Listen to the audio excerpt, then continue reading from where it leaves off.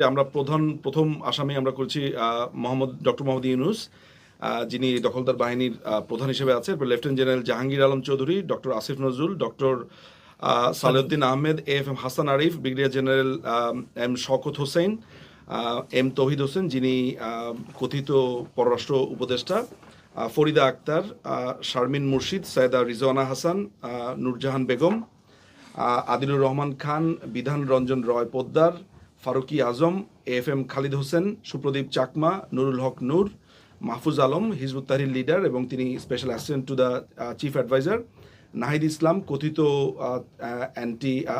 উপদেষ্টা এবং ছাত্র বৈষম্য জোটের একজন নেতা ছিল, আসিফ মোহাম্মদ সজীব Bhuiyan, Wahiduddin Mahmud, Ali Imam Majumdar, Mohammad Fazlul Kabir Khan, adviser interim government of Bangladesh, Hasnat Abdullah, Sarjis Alam, Sheikh Abdur Rashid, doctor Mohammad Abdul Momen, secretary public security home ministry MD Moshiur Rahman, secretary home ministry MD Jasimuddin, brigadier general Hasan Nasir, lieutenant colonel Hasinur Rahman, captain Shuvo Afridi. আপনারা জানেন যে তিনি কিছুদিন আগে তার পিস্তল এবং বিভিন্নভাবে তিনি ফেসবুকে দিয়ে তিনি বলেছেন যে তিনি একজন স্নাইপার হিসেবে কাজ করেছেন এবং ওপেনলি তিনি সেটা স্বীকার করেছেন।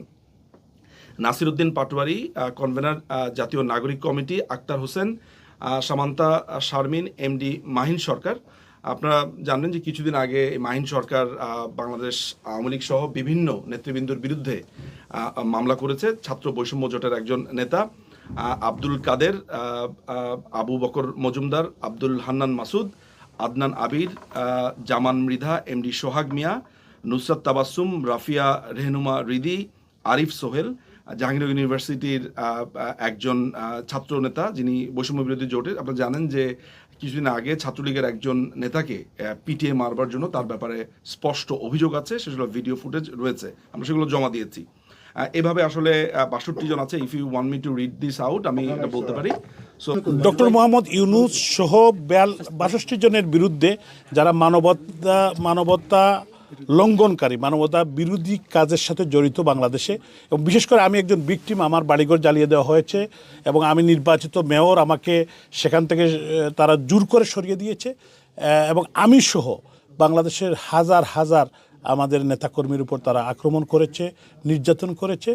এজন্য আমরা যেহেতু বাংলাদেশে বর্তমান প্রেক্ষাপটে কোনো বিচার চাওয়ার জায়গা নেই, আমরা আইসিটিতে মামলা করেছি এবং আমি এটাকে আমার মনে হয় আমি প্রথম শুরু করলাম এবং আমরা আশা করছি আমাদের ব্যারিস্টার নিজুম মজুমদার এবং ব্যারিস্টার মঞ্জু সহ আমাদের যারা শান্ত সহ যারা কাজ করছেন আমাদের ব্যারিস্টার সাহেবরা, তো ওনারা এটার উদ্যোগ নিয়েছেন। প্রায় ১৫,০০০ মানে ভিকটিম আছেন যারা আন্তর্জাতিক মানবাধিকার ট্রাইব্যুনালে তারা মামলা করবেন।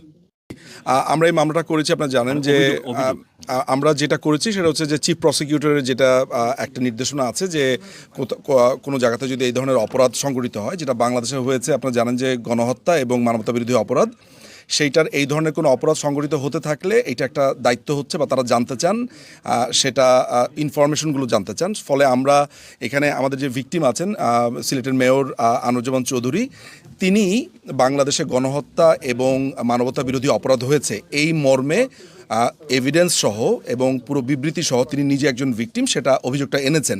এখন প্রক্রিয়াটা যেটা হয়েছে যে আপনারা জানেন যে রোম স্ট্যাটিউটের আর্টিকেল 15 অনুযায়ী এই অভিযোগটা একজন ইন্ডিভিজুয়াল দায়ের করতে পারেন এবং এটাকে আমরা বাংলাদেশের সাধারণ অর্থে চিনি সুও মোটো, অর্থাৎ ব্যক্তিগত উদ্যোগে প্রসিকিউটর যিনি আছেন চিফ প্রসিকিউটর তার নির্দেশে এটা তিনি তার নোটিশে আনতে পারেন এবং যদি আমাদের এটা গ্রহণ করেন তাহলে একটা প্রি ট্রায়াল হিয়ারিং হবে, সেটা হেগেই হবে এবং সেই হিয়ারিংয়ে যারা অপরাধী হিসেবে আমরা নাম দিয়েছি তাদেরকে সমন জারি করা হবে এবং সেখানে দুপক্ষই তাদের রিপ্রেজেন্টেশন দিতে পারবে এবং সেখানে বলার অবকাশ রয়েছে যে সেখানে কার কী অবস্থান।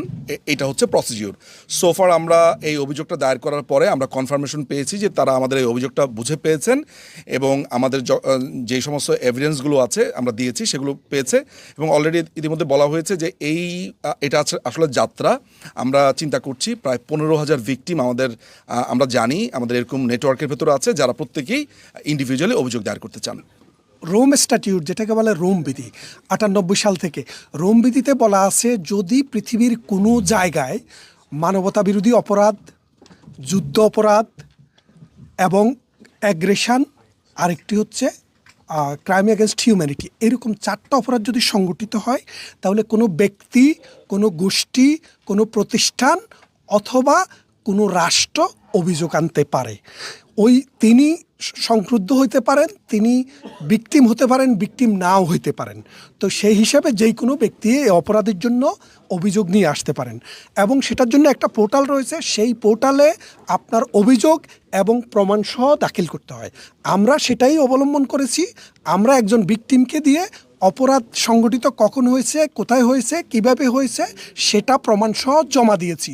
জমা দেওয়ার পরে আমরা একটা অ্যাকনোলেজমেন্ট পেয়েছি, অর্থাৎ বর্তমানে একটি নাম্বারভুক্ত মামলা হিসাবে এটি রয়েছে এবং ভবিষ্যতে আমরা আরও মামলা নিয়ে আসব, আরও একাধিক মামলা নয়। কারণ আপনি জানেন যে মানবতা বিরোধী অপরাধ বা গণহত্যা হতে গেলে এটাকে বিশাল জনগোষ্ঠীর মধ্যে হতে হয়। তো 1 জন 2 জন বা 3 জন কোনো ইস্যু না, এখানে শত শত হতে হয়। তো বাংলাদেশ আওয়ামী লীগ বাংলাদেশের 40% মানুষ মিনিমাম রিপ্রেজেন্ট করে। এই 40% মানুষের অবস্থা খুবই খারাপ।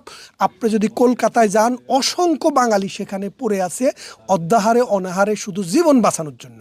নিজের ঘর বাড়ি ছেড়ে বাস্তুহারা হয়ে কলকাতায় গিয়ে জীবন কাটাচ্ছে। লন্ডনে তো সবাই আসার সুযোগ পাচ্ছে না। আপনারা একটু দ্বিতীয়ত আমরা আপনাদের প্রশ্ন হচ্ছে যে আমরা বাংলাদেশের আদালতে না গিয়ে আইসিসিতে কেন গেলাম।